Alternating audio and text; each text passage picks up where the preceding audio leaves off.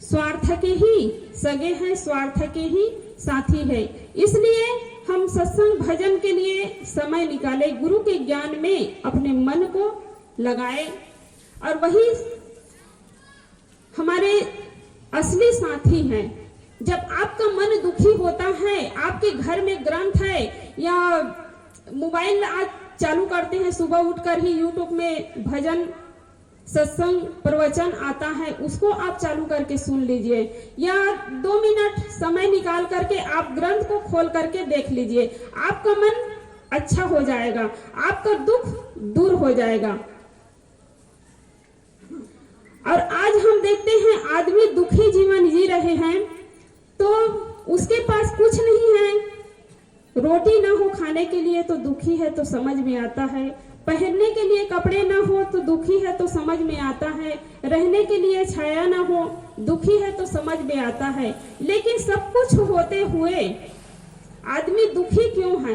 क्योंकि सच्चा बोध ना होने के कारण, सद्बुद्धि न होने के कारण। ये धन क्या करेगा, 4 मंजिल का मकान क्या करेगा, गाड़ी क्या करेगी, जब सही ज्ञान नहीं है तो। और जिसको सच्चा ज्ञान है, सत्संग में जुड़े हैं, वो एक छोटी सी कुटिया में रहकर भी सुखी जीवन जी सकता है, अकेले ही खुश रह सकता है। तो कभी सत्संग के लिए बहाना नहीं करना चाहिए। सत्संग में आने से ही जीवन कैसा जीना चाहिए इसका ज्ञान होता है। और जीवन जीने की कला न जानने के कारण ही आज संसार के लोग दुखी हैं। धन के कारण दुखी नहीं हैं। रावण के पास क्या धन की कमी थी, कंस के पास क्या धन की कमी थी, दुर्योधन के पास क्या धन की कमी थी? धन की कमी नहीं थी, लेकिन सच्चा बोध न होने के कारण ही उसका जीवन बर्बाद हुआ। तो बाहर के धन है, बाहर की दौलत है जो देखने में भरा पूरा लगता है, लेकिन भीतर खाली का खाली है। और जो भक्ति में जुड़े हुए हैं, ज्ञान में जुड़े हुए हैं, वो दिखने में तो बाहर से खाली खाली लगता है, अकेले अकेले लगता है, लेकिन उसके अंदर भीतर की दौलत है। और भीतर की दौलत है इसलिए वो सुखी है। तो इसलिए धन कमाने के लिए आज लोग क्या करते हैं? दूसरों को धोखा देते हैं, दूसरों को ठगते हैं, चोरी करते हैं, बेईमानी करते हैं और बेईमानी करके अपने घर में लाते हैं। सोचते हैं कि रातों रात मैं करोड़पति बन जाऊंगा और सुखी जीवन जीऊंगा, लेकिन वो सुखी जीवन नहीं जी सकता है। मेहनत की कमाई से वह सुखी जीवन जी सकता है, लेकिन झूठ और मिलावटबाजी, ठगी, बेईमानी करके कभी सुखी जीवन नहीं जी सकता है। भले ही वहां 4 मंजिल 5 मंजिल के मकान बना लिए हो, लेकिन सुख मिलने वाला नहीं है। इसलिए कहते हैं चैन मिले जो कुटिया में, ना महल न कोठी में, जरा खा के देखो बड़ा मजा मेहनत की रोटी में, जरा खा के देखो बड़ा मजा मेहनत की रोटी में। तो ईमानदारी पूर्वक कमाना चाहिए। भले 2 टाइम खाने की अपेक्षा 1 टाइम ही खाने को मिले, नमक रोटी खाने को मिले, लेकिन सुखी जीवन जी सकते हैं। उसका जीवन अच्छा बन सकता है, संतोषपूर्ण जीवन जी सकता है। तो बाहर की जो दौलत है, हम झूठ बोल करके, चोरी बेईमानी करके कमाएंगे और बाहर तो दिखावा के लिए बहुत बना लेंगे, लेकिन भीतर खाली का खाली रहेगा। और भीतर खाली है तब जीवन में कभी संतोष नहीं मिल सकता है।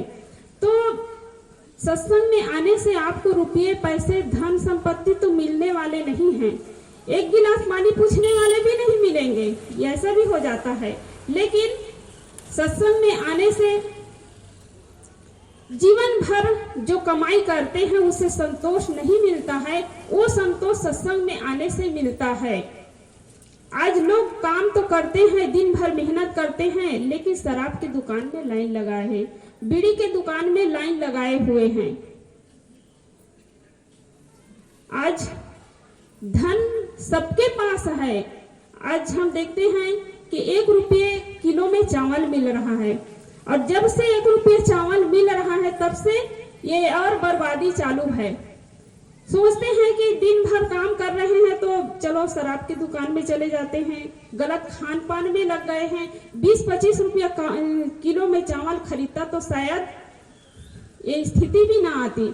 लेकिन जब से सरकार जो है सबकी सहायता कर रहे हैं, दया कर रहे हैं, लेकिन लोग गलत फायदा उठा रहे हैं। तो इसलिए ईमानदारी पूर्वक कमाएं, सत्संग के लिए, भजन के लिए समय निकालें, ये खुद का काम है। जैसे भोजन किए बिना हमारा जीवन चल नहीं सकता है, खुद को ही करना पड़ता है। परिवार का एक सदस्य भोजन कर ले तो सबका पेट नहीं भर सकता है, ऐसे ही एक व्यक्ति भजन सत्संग कर ले तो पूरे परिवार का कल्याण नहीं हो सकता है। अगर एक व्यक्ति सही पथ पर चलता है तो उसको अच्छा संस्कार मिल सकता है, घर परिवार सुधर जाता है, क्योंकि उसके एक एक क्रियाकलाप को देख करके प्रभाव पड़ता है।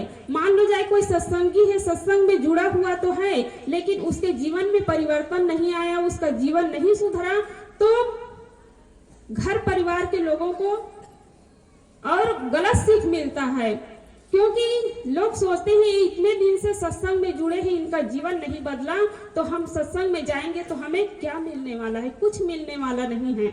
इसलिए सत्संग में जाने से आपका जीवन सुंदर बनेगा, आपका घर परिवार भी अच्छा बनेगा।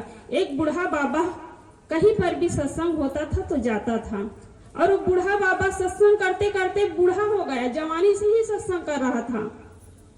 आंख से कम दिखाई देने लगे, कान से कम सुनाई देने लगे, फिर भी लाठी टेकते टेकते वो सत्संग में चला जाता था।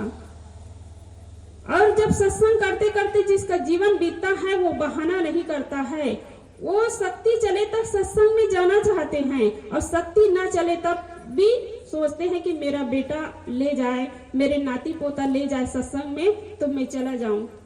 हम लोग एक गांव में गए थे, अभी 1 सप्ताह पहले की बात है। एक के घर में गए हम लोग, तो बूढ़ा बाबा बैठा हुआ था।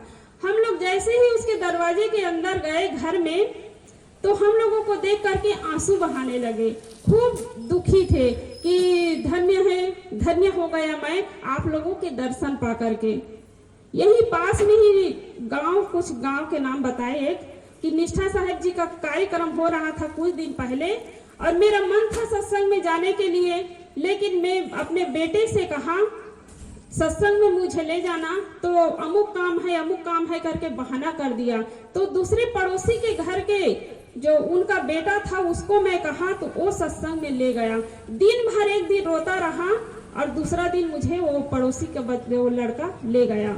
तो जो सत्संगी है उसका मन नहीं मानता है।